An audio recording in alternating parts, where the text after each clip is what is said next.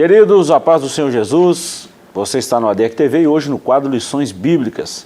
Iremos estudar hoje a lição de número 7, o relacionamento entre nora e sogra. Que tema, viu? O texto áureo está em Ruth, capítulo 1, versículo 16, está escrito assim: Disse, porém, Ruth, não me instes para que te deixe e me afaste de ti, porque aonde quer que fores, irei eu, e onde quer que pousares à noite, ali pousarei eu. O teu povo é o meu povo, o teu Deus é o meu Deus. Verdade prática. A fé cristã exalta o amor familiar e, mais especificamente, o respeito e a honra entre nora e sogra, bem como genro e sogro. Que lição maravilhosa! A leitura bíblica em classe está em Ruth, capítulo 1, versículos de 1 a 5, depois versículo 8 e depois versículos 12 a 14. A nossa lição tem alguns objetivos. O primeiro, apresentar o contexto de crise socioeconômica da Judéia, somado ao drama familiar causado pelo luto de Noemi e Ruth. Segundo, identificar que a união de fé entre nora e sogra foram cruciais para a superação das adversidades inerentes à vida. E terceiro, refletir sobre como, ao honrar sua sogra, Ruth gerou bons frutos para toda a família, repercutindo até mesmo na linhagem do Messias. E por último, enfatizar as bênçãos de Deus a partir do relacionamento entre nora e sogra. Comigo, o professor Joás, nós falamos aqui que essa lição seria uma lição muito boa, até mesmo pelo título, e por estarmos vivendo esses dias assim, de um relacionamento familiar está sendo bem abalado, bem bombardeado. Há muita gente que tem dificuldade desse relacionamento, e acredito que essa lição vem numa hora muito boa, né, professor? O tema, o contexto familiar, uma hora propícia para nós tratarmos desse assunto. Sim, os relacionamentos familiares são sempre muito complexos, né? Se tratando da realidade cultural que é a nossa, brasileira, né? Essa complexidade é elevada ao máximo aí. E no caso desse relacionamento específico, né, entre sogra e nora, a complexidade aumenta um pouco mais ainda. Então é uma lição muito importante de uma narrativa bem curta, né? Um livro que dá para ler de uma vez, assim, e tem lições assim preciosíssimas, não só para esse relacionamento especificamente, né? Mas para toda a família, né? O primeiro capítulo é até um tanto desanimador, né? Porque você vê uma tragédia atrás da outra, né? E você fica perturbado com aquilo tudo, mas ao longo de 10 anos, né? Aquela pobreza, aquela doença, morte, aquela, como chama o comentarista, crise generalizada, né? Isso já é apresentado logo de cara no primeiro capítulo, mas depois nós vamos ver um relacionamento que vai se aprofundando, né, de amizade, de companheirismo, e muito bonito. Bom, a palavra-chave da nossa lição hoje é honra, professor, entre os familiares, isso é muito bom. Vamos lá, introdução. Nessa lição estudaremos uma das mais belas histórias bíblicas em que exalta o amor e a virtude da mulher moabita chamada Ruth. É a história de um drama familiar que envolve luto, subsistência e desesperança. Trata-se de uma crise generalizada de pobreza, doença, viuvez e morte. Contudo, nesse drama familiar, a obstinação de Ruth se destaca, pois ela foi capaz de superar as dificuldades com fé e atitude, inteligência, lealdade, persistência e esperança. É a narrativa bíblica de uma nora que cultivava um amor verdadeiro no coração pela sua sogra e por isso foi capaz de enfrentar a crise de escassez numa terra inóspita, longe do seu povo original. E a gente vê aqui que essa moça, essa mulher, depois ela acaba entrando na linhagem do Messias. Diga-se de passagem, professor, que isso não era possibilidade humana, uma moabita entrar na linhagem do Messias, mas aprove Deus em agir dessa forma, né? Podemos até citar uma questão de honra, né, professor? Se a gente for olhar o histórico, né, dessa relação, né, entre Israel e Moabe, a gente for olhar o histórico, não é nada animador, né? E há até maldições, né, impetradas da parte de Deus sobre os moabitas.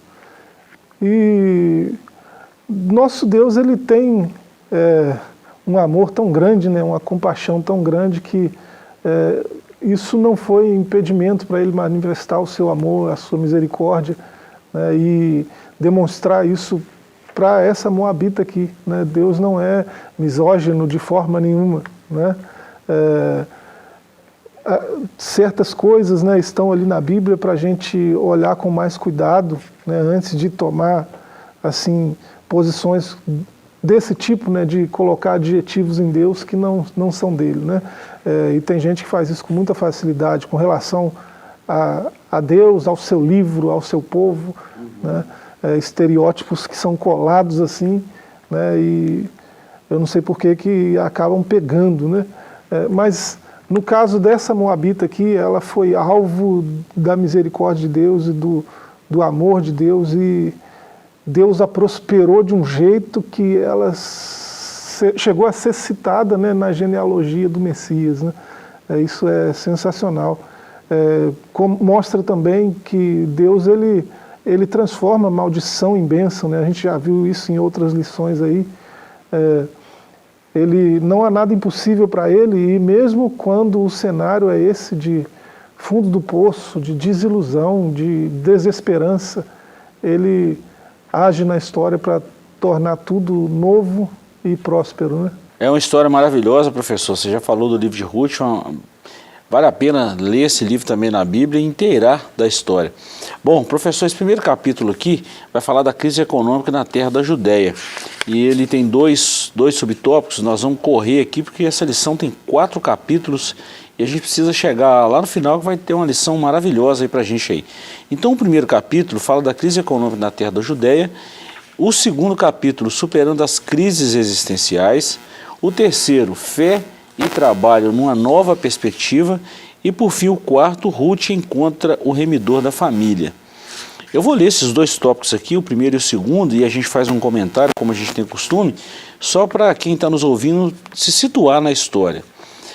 A escassez que provocou fome na casa de pão, é o primeiro subtópico aqui do capítulo 1º. O alimento básico das famílias que viviam na região da Judéia estava escasso por causa do mau governo dos últimos juízes de Israel, que abandonaram o Senhor. A cidade de Belém, de onde Noemi saiu com seu marido Elimeleque, era o lugar que anteriormente sofreu de sequidão e escassez. Ora, a palavra Belém significa casa de pão, mas a cidade do pão estava sem o pão, o que representava o sustento material do povo. Então aí a gente vê a escassez que provocou a fome. O ponto 2, a crise de uma família.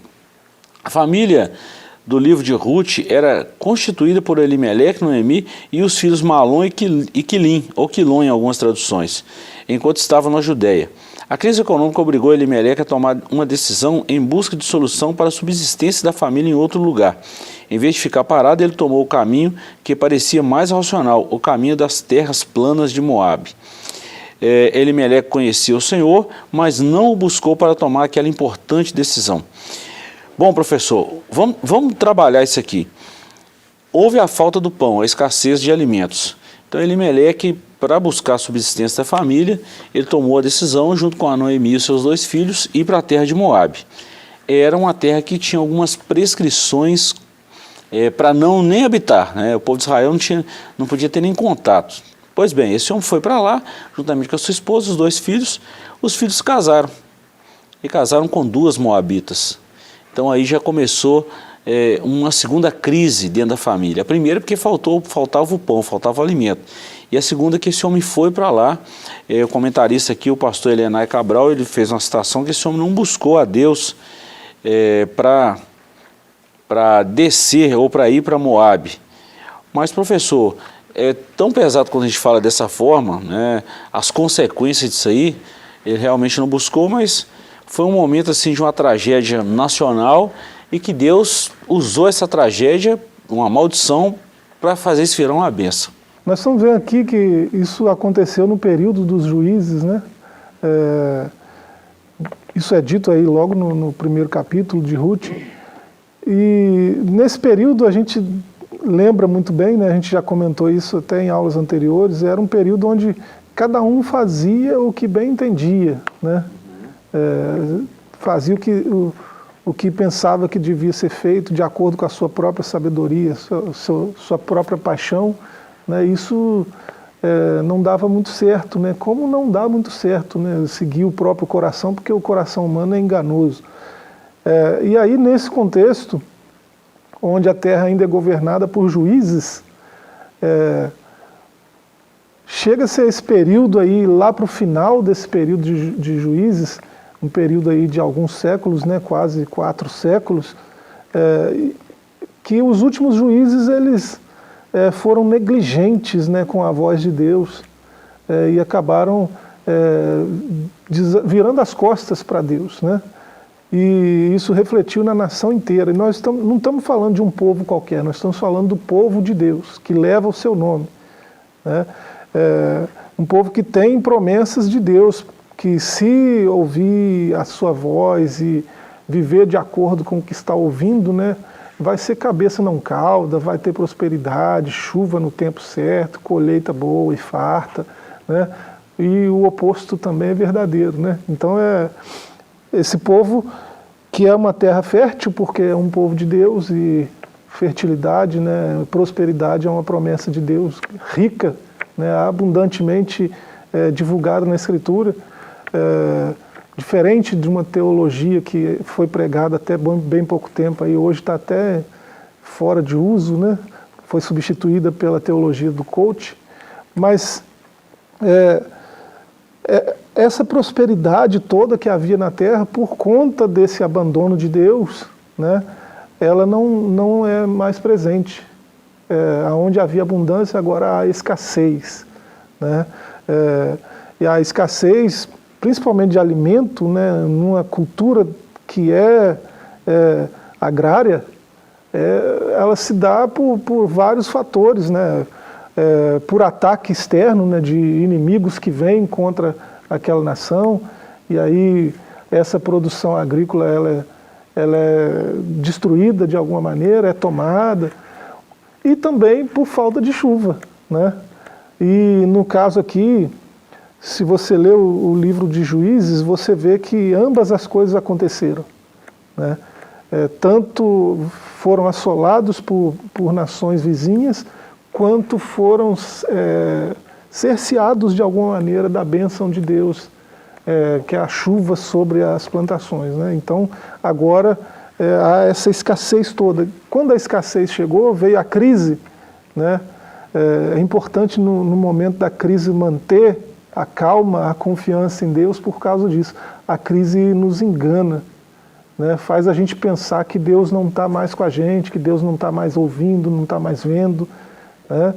E Elimelech foi enganado pela crise, né? Ele não buscou o Senhor. Ele falou, não tem o que fazer, estamos no fundo do poço, não tem saída, né? Aí vamos para Moabe.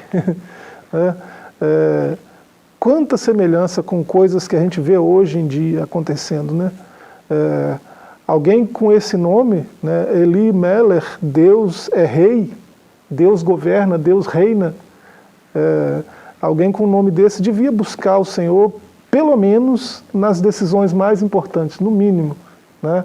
Já que Deus é rei, Ele reina sobre tudo, né? Então, pelo menos o mais importante, o mais primaz deveria se consultar a Deus, né? Uma decisão tão importante, sair dessa terra para ir para uma outra, Deus deveria ter sido consultado e, no entanto, não foi. Olha os problemas que isso acarretou. Bom, professor, quando a gente fala disso aqui, você já falou um contexto histórico legal e também o motivo dessa crise, depois que esse homem, né, ele desceu para a cidade de Moabe, na verdade ele não desceu, ele foi para a cidade de Moabe, juntamente com Noemi e seus 2 filhos, os filhos casaram, ele morreu, os 2 filhos também morreram, e Noemi e as 2 noras ficaram sozinhas.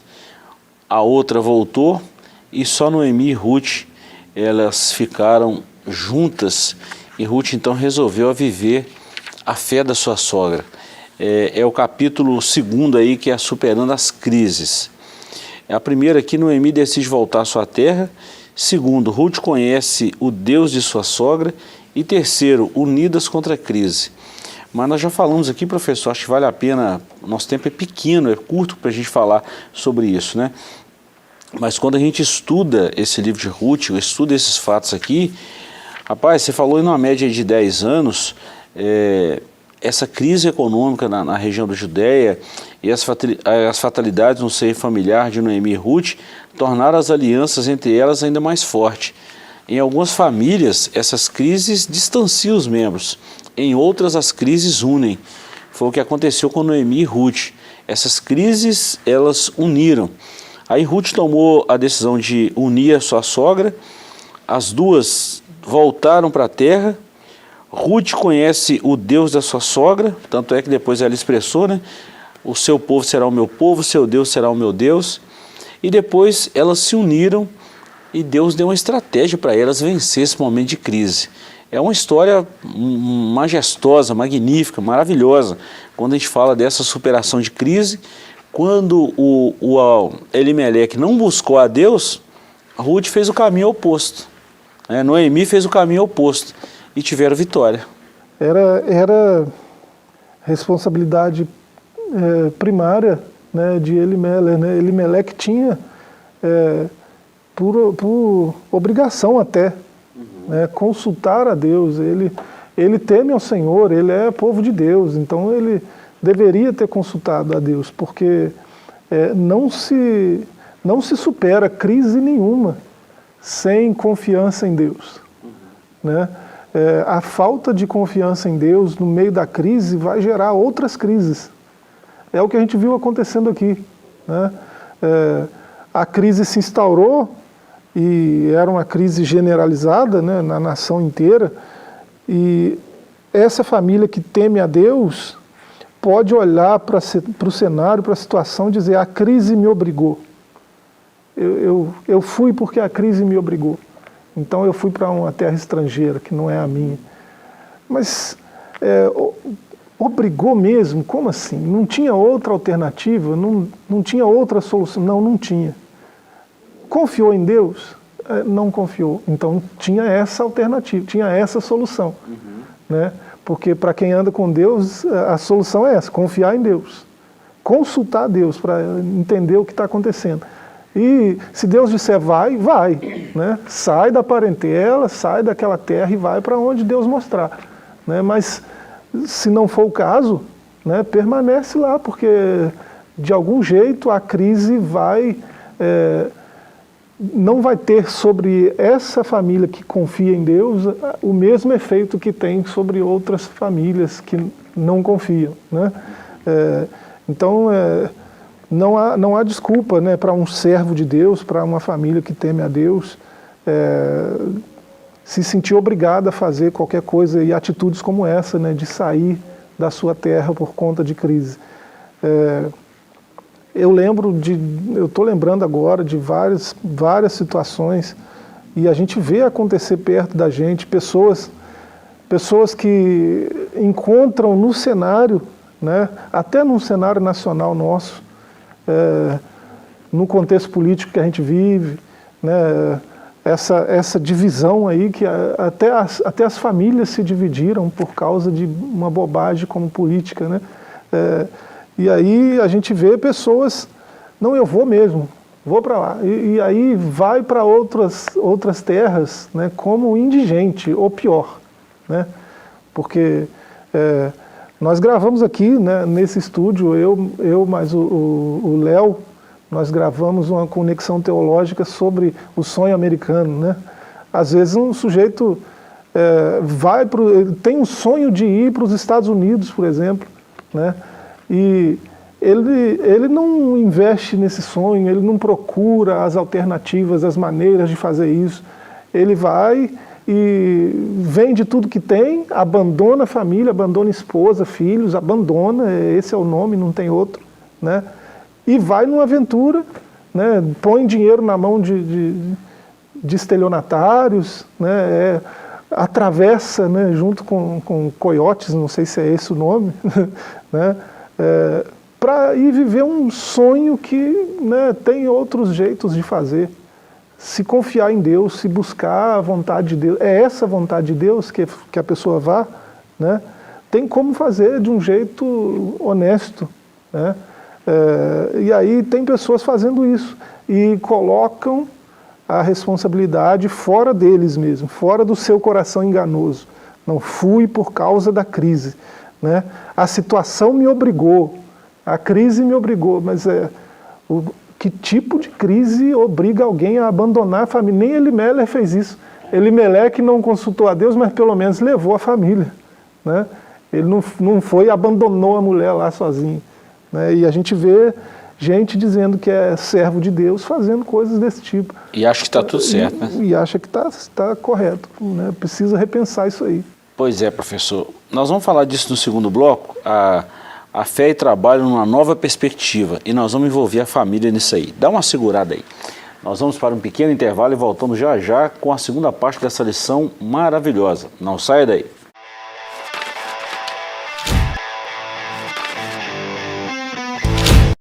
Estamos de volta com o seu ADEC TV e hoje no quadro Lições Bíblicas estamos falando da lição de número 7.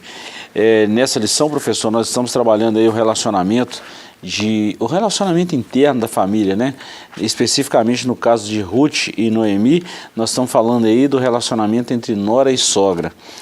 A responsabilidade primária, nós falamos isso aqui no bloco anterior, você destacou isso muito bem, que deveria ser de Elimelec, mas ele não fez isso. Bom, Elimelec morreu, os filhos também, Malom e Quilom morreram, e ficou as 3 mulheres, Ruth, Noemi e a outra mulher, Orfa. Beleza, Orfa. Depois que aconteceu tudo isso aí, só Noemi foi amparada por Ruth. E Ruth então conheceu o Deus de Noemi e elas resolveram voltar para a terra de Belém, a casa do pão, a cidade do pão. Bom, aí nós entramos no capítulo 3º, que fé e trabalho numa perspectiva nova, em algo novo. A chegada à terra do pão é o ponto 1, depois recuperando a autoestima e terceiro, a honra do trabalho no campo de Boaz. É o capítulo 3º aqui. A chegada das 2 mulheres viúvas à Judéia, mais especificamente a Belém, depois de 10 anos, causou alvoroço na cidade. Os antigos conhecidos de Noemi queriam saber o que havia acontecido com a sua família. Ela ainda era uma mulher amargurada, com as duras experiências passadas em Moabe e preferia ser chamada de Mara, cujo significado em hebraico é amarga. A sua queixa se resumia a declarar que Deus parecia tê-la abandonado. Entretanto, o Senhor estava no comando da sua vida para um propósito maior do que ela poderia imaginar. Sua humilhação e tristeza começaram a ser transformadas em alegria. Então nós vemos aí, professor, quando ela chegou, houve um... Porque assim, quando ela retornou, a casa já tinha sido, vamos falar assim, tomada, né? Os credores já tinham possuído a herança e tudo mais. Ela estava com a cara de sofrimento, porque 10 anos numa terra estranha e vivendo sozinha depois da morte do marido e dos filhos e sendo amparada por uma nora, não por isso, né, pelo amparo da nora, mas eu estou falando pelo sofrimento, da perda, do luto, da decepção. Isso trouxe uma amargura mesmo para ela. E a gente vê que quando as 2 voltam, a recepção delas na terra de Israel foi assim, de assombro. Puxa vida, essa aqui é Noemi, essa aqui é a que saiu daqui casada com os filhos, o que aconteceu com ela? E ela então vai contar aquilo ali e conta a história ao longo desses 10 últimos anos que aconteceu e imagino que foi assustadora a história, né? Os belemitas, né, que viram Noemi retornando e olharam para o seu semblante, né, depois de 10 anos, um semblante descaído, de amargura, e ela já foi justificando logo, não me chama mais de Noemi, né, me chama de Mara, fazendo uma referência lá a Êxodo 15, né, aquelas águas lá que se tornaram amargas, porque a amargura é a realidade dela agora, né. Isso é outra das características que a gente olha para Noemi ou Naomi, né, como preferir, e glorifica a Deus pela veracidade que ela expressa, né, em tudo que ela fala, né, pela franqueza. Você vê os diálogos dela com as noras, você vê os diálogos dela com Ruth nos capítulos posteriores aí, com esses cidadãos aí da cidade. Você vê que ela é muito franca, muito verdadeira, né? E ela sempre quer comunicar o bem às pessoas, né? O que realmente está acontecendo, né? E sem fazer muita volta. Isso é louvável na vida de uma senhora, né? Ainda mais alguém que estava na situação que ela estava. E eu acredito, né, quando a gente olha logo no primeiro capítulo, versículos 5 e 6 ali, uma fala de Ruth, né, a nora que abraçou a sogra, que às vezes é usada até em casamentos, né, jovens namorados cristãos, né, repetem essas palavras, né, uns para os outros. Não insista para que eu te deixe, né? O seu Deus será o meu Deus, né? Onde você pousar, eu pousarei também. São palavras bonitas que não estão sendo ditas de um noivo para uma noiva, né? É uma nora dizendo isso para uma sogra. Né? E, assim, como Ruth ficou sabendo que Noemi tem um Deus, que é diferente dos deuses moabitas? Né? Como ela teve acesso a essa informação? Ou a sogra pregou para ela, né, ou ela viu nas palavras, nas atitudes da sogra, que ela serve a um Deus diferente. Né? E para ela dizer que o seu Deus será o meu Deus, né, o seu povo será o meu povo, ela viu algo diferente na sogra. Experimentou, né? E ela não quis ficar longe. Né? A outra, você percebe... um leitor desavisado diz que as duas amavam a sogra. Né? Ele vê isso no texto. Né? Orfa ama Noemi, Ruth ama Noemi. Né? Ambas beijam a sogra. Né? Uma demonstração de carinho, de amigas que têm uma intimidade diferenciada. Não é toda nora que beija a sogra. Né? Então, mas Orfa beija e se vai, né? E vai embora. Por que Ruth fica? Por causa do Deus de Noemi. Né? Ela quer servir ao mesmo Deus que Noemi serve. Isso é louvável de ver numa sogra. Né? Pensando nas sogras que nos assistem, né? O quanto de Deus as suas noras veem, né? Quando olham para você. Né? Isso é algo que a gente precisa pensar. Né? Quando uma nora olha para uma sogra hoje que se diz cristã, ela quer se aproximar ou ela quer beijar e ir embora? Então, tem muitas lições que a gente aprende aí. E ela é franca, ela é realista com o que ela está passando. O momento é de amargura, eu estou chorando mesmo. Né? Não tem que ficar escondendo nada de ninguém, não tem que ficar dizendo que a coisa é do jeito que não é. Né? Você pode ser realista e ainda assim confiar em Deus, que Deus vai mudar a situação. Verdade. Uma lição aqui, professor, que a gente sempre tira, sempre fala, né? Nós já falamos esses 3 pontos aqui, que Noemi decidiu voltar à sua terra, chegou aqui à casa do pão, o capítulo 3º, mas antes ela decidiu voltar. No que ela decide voltar, a Ruth conhece o seu Deus, conhece o Deus de Noemi. Então ela chega a uma cidade, o tempo que nós temos aqui, e há uma recuperação da autoestima. Isso se dá exatamente pela fé da sogra, que foi contagiante, que contagiou a nora. Agora, professor, saindo um pouquinho desse contexto que eles estão trazendo isso para a nossa cultura brasileira, numa nação que se faz tanta piada da sogra, né? Eu particularmente não gosto disso, não gosto dessas piadinhas que se fazem, principalmente usando família, usando algo assim muito peculiar. Isso é muito sem graça, muito ruim, né? Porque não são todas iguais. Sim. Tem muitas sogras que têm muito de Deus. A minha, por exemplo, eu vejo muito de Deus nela. Por isso que eu não gosto dessas piadinhas, desses trocadilhos que fazem aí, assim, de forma maliciosa, capciosa. não é bem isso que Ruth viu em Noemi. Ruth viu em Noemi muita coisa de Deus. Tanto é que a própria vida, a própria autoestima dela foi recuperada por causa da fé da sua sogra. Sim, e demais, né? Eu recomendo, se o leitor não quiser ler os 4 capítulos aí de uma vez, né?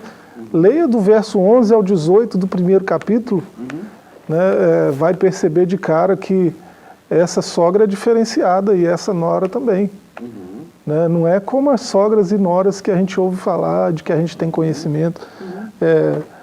É uma sogra que respeita a nora. Né? Ela fala, se dirige às noras com respeito. Né? Lá atrás, no momento que as 3 se veem viúvas, quem toma a iniciativa de resolução do problema é a sogra. Ela quer resolver o problema. Ela quer ver as noras melhor do que ela. Ela não quer controlar a situação. Ela não quer controlar, não quer ter o controle. Isso é honra. Né? E honra é uma coisa que quem planta colhe também. Né? Ela está honrando as noras quando ela, em vez de decidir manipular elas, ela decide respeitar elas, a decisão delas, né? E busca soluções para elas. E ela encontrou uma solução muito viável. Né? Eu já sou idosa, não tenho condições mais de dar filhos para vocês casarem. Vocês vão esperar eu ter filhos, né? Então, vocês não se sintam, né, presas a mim. Eu libero vocês, né? Voltem para suas casas. Lá vocês vão ter amparo, guarida. Eu não posso dar essa guarida, esse amparo. Ela encontrou uma solução viável, honesta, né, e honrosa para a situação que as 3 estavam de dificuldade. Né? Orfa acatou isso, ela respeita a decisão de Orfa, isso é honra também. Né? Ela respeitou a decisão da nora. Né? Quantas sogras fazem isso? Né? E quantas estão preocupadas mais em manipular do que respeitar, né? Do que honrar? E aí Ruth, do mesmo jeito que ela falou e foi ouvida, deram atenção ao que ela falou, isso demonstra honra das noras para com a sogra também, né? Ela vai e honra a nora também ouvindo o que ela tem a dizer. Né? Ela não interrompe, como ela não foi interrompida, ela não interrompe. Ela ouve o que Ruth tem a dizer e Ruth está disposta a segui-la em qualquer lugar que ela for. Né? E ela respeita a decisão de Ruth e aceita a proposta. Né? Não é como eu quero que seja, eu quero que você volte para lá porque aí você vai estar amparado. Não, é isso que você quer, o respeito à sua opinião. Né? Quanto das nossas relações, né, interpessoais e com foco aí mais na família, que é o nosso caso, são desse jeito, de honra, de respeito, não de manipulação. Né? Então a gente tem muito a aprender com essa narrativa tão curtinha aí, né, depois do livro de Juízes. E aí chega a esse ponto aqui, né, você já vê as duas chegando, né, lá em Belém, e Belém já está numa situação bem diferente, porque está no começo da cega, né, no começo da colheita dos primeiros grãos ali. Então tem uma esperança para nós, né, de algo melhor.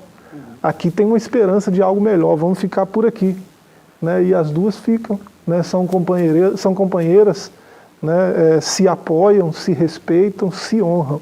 Né, isso é importante. E tudo dá certo no final, né, professor? Eu gostei muito dessa palavra quando a gente fala de respeito, de limite, principalmente em família, precisa haver esses parâmetros. Se não houver isso, não dá certo. Respeito, honra, limite, saber mesmo definir os papéis uns dos outros ali, isso é muito importante em família. A gente aprende muito com essa lição aqui, tá? Tem pessoas que não aprenderam, assim, inteligência emocional, relacional, isso hoje é ensinado, né?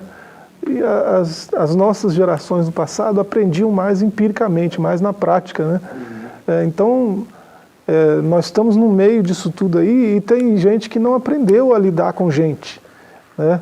E aí tem aqueles extremos, né? Famílias que se envolvem demais uns na vida dos outros, e famílias que largam demais para lá, né? E não pode ser assim, né? E assim, é desejável que os pais se envolvam na vida dos filhos, isso é desejável, é natural que aconteça, mas se tratando de filhos casados, precisa haver limites para esse envolvimento, e quem coloca esses limites, às vezes, são os próprios filhos casados. Né? Peraí, ô mamãe, você não pode chegar na minha casa a hora que você quiser, sem avisar, sem uma ligação prévia, né? Não pode. Às vezes estamos numa atividade importante com as crianças, às vezes estamos num tempo entre o casal, aí chega lá, sogrão, sogrona, né? Então, limites precisam ser estabelecidos, né? Não é dizer, não, casamos agora, não, papai não se envolve mais, mamãe não se envolve. Não, é preciso se envolver, né? Nós somos família. Família tem que ter comunhão.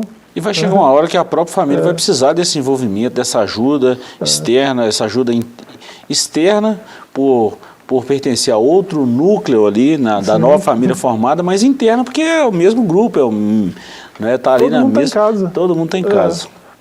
Professor, nosso tempo está finalizando aqui, mas vamos só comentar aqui, só citar aqui os três tópicos aqui, né? Primeiro, Ruth descobre o remidor de Noemi. Havia uma lei dessa remissão e isso aconteceu com Boaz, né?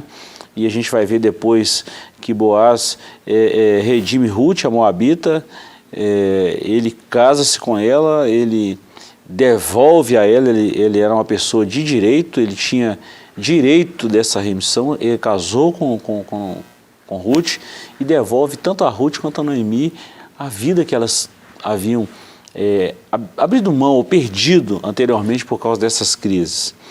E o ponto 3 aqui, noras e sogras, o relacionamento entre nora e sogra tem muito a ver com o equilíbrio de um relacionamento familiar.